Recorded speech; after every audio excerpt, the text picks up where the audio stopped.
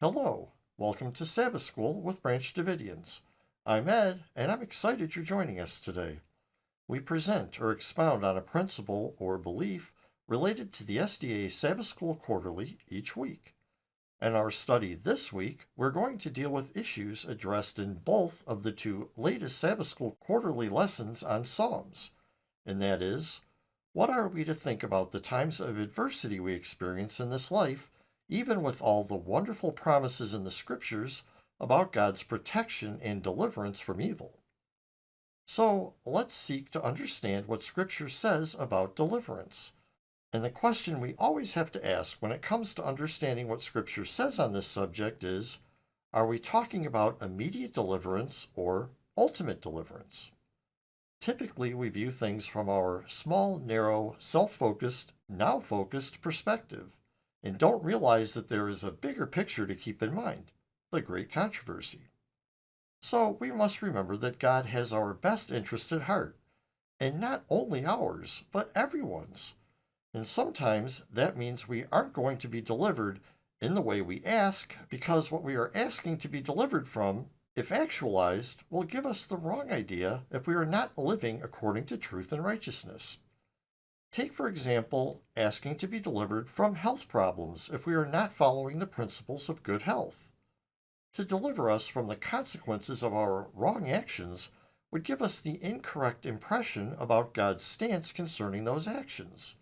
And interestingly, it is Satan that is trying to deliver us from the consequences of our wrong actions by delivering us in spite of them.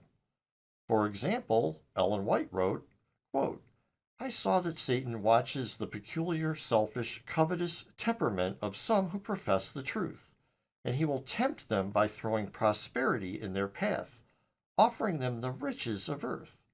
He knows that if they do not overcome their natural temperament, they will stumble and fall by loving mammon, worshiping their idol. Satan's object is often accomplished. The strong love of the world overcomes, or swallows up, the love of the truth. The kingdoms of the world are offered them, and they eagerly grasp their treasure and think they are wonderfully prospered. Satan triumphs because his plan has succeeded. They have given up the love of God for the love of the world." Close quote. That's Ellen White, Testimonies for the Church, page 142, paragraph 1. So we can see the reason why God would not prosper us or deliver us from adversity while we are still harboring sin in our hearts is so that we will not be tempted to feel justified while still choosing to commit sin. But say someone is following the health principles, for example. We all know it can still be the case that this person could get sick through no fault of their own. These are just the realities of living in a fallen world. Scripture is clear that the rewards and punishments for our actions in this life will ultimately be realized after probation closes. Even death in this life is not a punishment, since in Adam all die. This is the natural consequence of the fact that we are mortal. And obviously, all die whether they are righteous or wicked, so it wouldn't really make sense to think natural death is a punishment. The ultimate punishment of the wicked won't take place in this life. It is to be fulfilled in the second death. Likewise, the righteous don't receive their ultimate reward in this life. It is only to be received when Jesus comes back to raise the dead and make the bodies of the living saints incorruptible. So we have to keep in mind that the time for ultimate rewards or punishment, the time for ultimate deliverance or retribution, is yet future. That said, there is a time before Christ returns that promises deliverance from being harmed by our enemies. But this protection is conditional. It is on condition of personal and collective righteousness. Consider Isaiah 54:17, which reads, "No weapon that is formed against you will prevail, and you will condemn every tongue that rises against you in judgment. This is the heritage of Yahweh's servants, and their righteousness is of me, says Yahweh." Isaiah 54:17. So obviously we are still living in the time when weapons do indeed prevail against us. This promise is speaking of a time yet future, when those whose righteousness is of Yahweh will be delivered from every outward foe. This event is known as the deliverance of the voice of God, and it was a subject that Ellen White received some important light on, even very early in SDA history. We have a study linked in the description where you can learn all about it. But for our purposes, it's most important to realize that the blessing of deliverance from our outward foes depends on the church being in a condition where it is fit to receive that blessing. The story of Achan teaches us that even one sinner in the camp can prevent God from delivering his people from their enemies. So we need to be cleansed from sin as individuals, and those church members who refuse to abandon sin will eventually be spewed out by God. You can read about this in Ellen White's Testimonies for the Church, Volume 3, Chapter 27, titled The Laodicean Church, starting on page 252.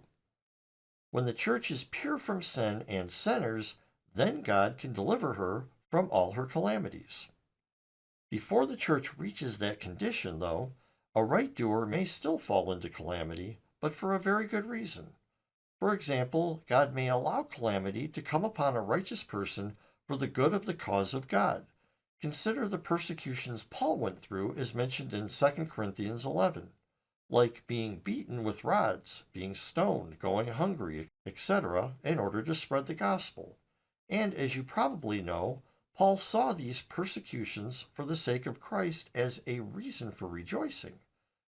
In 2 Corinthians 12:10, he wrote, "Therefore I take pleasure in weakness, in injuries, in necessities, in persecutions, and in distresses for Christ's sake."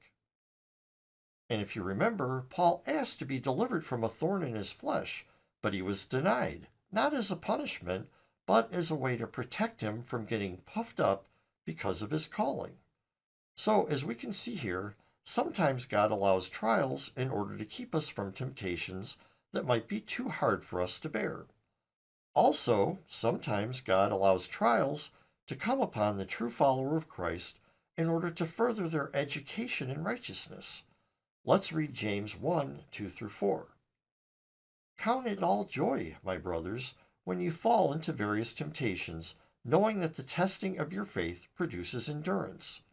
Let endurance have its perfect work, that you may be perfect and complete, lacking in nothing." Again, that's James 1:2-4. And this leads us to our final point. Although we may not now receive deliverance from calamity for the various reasons we just talked about, there is a deliverance from something that is always available to us every moment, and that is deliverance from sin. This is what the third angel's message is all about: justification by faith in verity, which is salvation or deliverance from sinning.